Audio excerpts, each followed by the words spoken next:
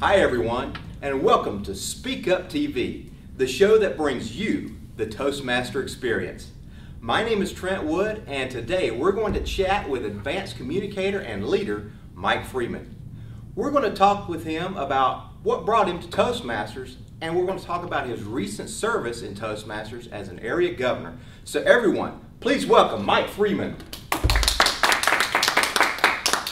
Hey Mike, have a seat. Good to see you, Trent. Excellent. So how you doing today? I'm great. That's Thank good. you. Good to have you here. Good to have you here. Well, we'll start out this interview to find out why you joined Toastmasters. How long have you been in Toastmasters first? Well, I joined Toastmasters in January of 2006. Actually, I attended Toastmaster meetings at my home club for about a year before that. All right. Because my lovely wife was a member. Oh, so she was the why. She was one of the reasons why. The other reason I kept going to all the parties that this club would have for spouses and so forth. And these people were having so much fun, I finally decided I need to find out why I'm not having as much fun and how I can get some of that. So I finally joined in January of 2006. All right. Excellent. And how many clubs are you? You're involved in several clubs, right? Yes, I belong to 2 clubs at Right. this point. Which clubs? What clubs are they? My home club is Valley Toastmasters. We meet at 6:15 on Thursday mornings. And my other club is Word Processors, Right. which meets at noon on Wednesdays. All right. And do you have a favorite club? My favorite club is Word Processors at the moment because it's always the club I'm attending at the time. Right. So what leadership roles have you served in your Toastmaster experience so far?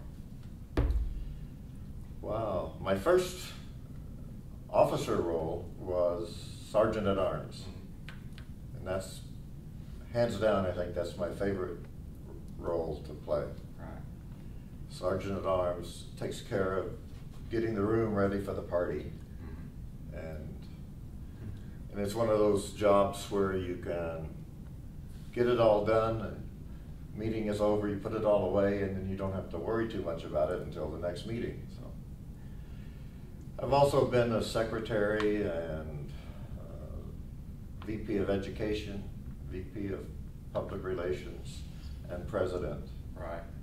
But Sergeant at Arms was my favorite. Yeah, and out of all those officer positions, which would be the most challenging, in your opinion?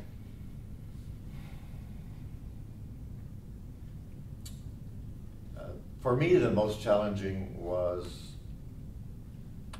President, probably. Right. I was waffling there between President and VP of Education. And they have different challenges, but President is one which really took me out of my comfort zone as Right. far as dealing with people and and working with the teams. All right. Yeah, like you're the figurehead of the whole club there. So True. The buck stops with you, right? Right, right. So how, were there any challenges in that made you think, oh no, why am I doing this? No, fortunately for me, the teams that I've worked with in both of those clubs have been really great people. And if they didn't have a lot of experience, then they had a lot of enthusiasm. So That's good. and Good they were balance. all, basically we all kept focused on the purpose of the club and supporting the members. Right. Excellent. Yeah, really good balance there to have the experience and the energy of the non-experienced. Right. So I was also an area governor for C5. You were for C4. We were the last for these areas, for this district. Tell us a little bit about your term as area governor, what that entails, what an area governor does. An area governor does whatever he or she can to support their clubs. Actually, as far as I was concerned, we are there to serve the clubs. When I started my area governor year, I had 5 clubs in my area. we gained one club in December of that year, so ended up with 6. That's good. Most of the clubs had prospered over the year. A few clubs haven't. All right. So there's always some difficulty with working with clubs who are struggling for membership. Primarily, our biggest goal was membership. Right, right. Was that your biggest challenge of the year, helping out the clubs that were struggling, or did you have another challenge that might have been a little bit bigger than that? The biggest challenge as far as the clubs were concerned, I think, was membership. My personal challenge was the contests. Right. Each Toastmaster year we have a contest in the fall and a contest in the spring, and they're made up of contestants from all the clubs in that particular area. The biggest challenge for me, the area governor, and for the contest manager is finding a place to have your contest. Right. So it seemed like we were always rushing, trying to find a place that we could afford, and up to the very last minute. Right. So that was a challenge. Mm-hmm. What would be some of your highlights as your area governor in the past year? One of the biggest highlights, I guess, was being able to be involved in starting a brand new club. We started a new club called Truth Speakers in December. We were chartered in December, and it ended this year in June with 18 or 19 members. Now I don't remember the exact number, but very strong membership. Meets on Sunday afternoon, first and third Sundays of the month. Right. Little plug for the club there. That's right. At the Orangewood Christian Church. And it's a great group, and they seem to be really thriving. So that was a great thrill to be involved from the very beginning up to the very end of having the great charter parties. Right. And did you have help from certain people during your term as area governor? Anyone you'd like to thank out there? Yes. Well, of course, I have to thank my assistant area governor, who is Susan Ball, distinguished Toastmaster Susan Ball, plus all of my fellow area governors in the Choya division. We had a great team. We had a great leader in our division governor, David Hodish.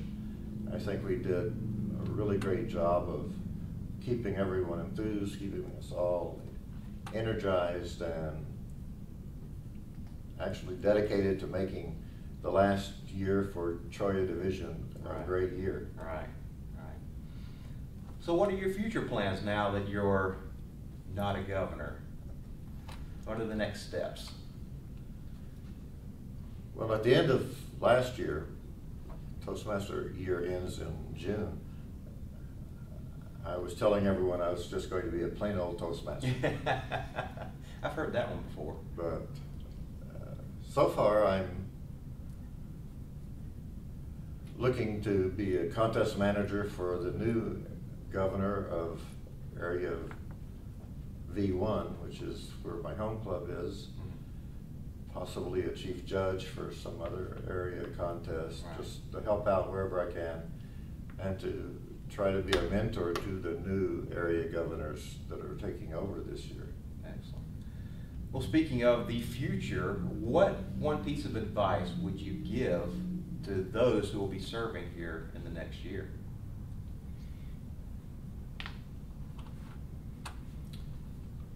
I guess the one piece of advice for me is to have fun in your club, but also go outside your club. There's a whole world of Toastmaster activities and other Toastmaster clubs outside of the individual club.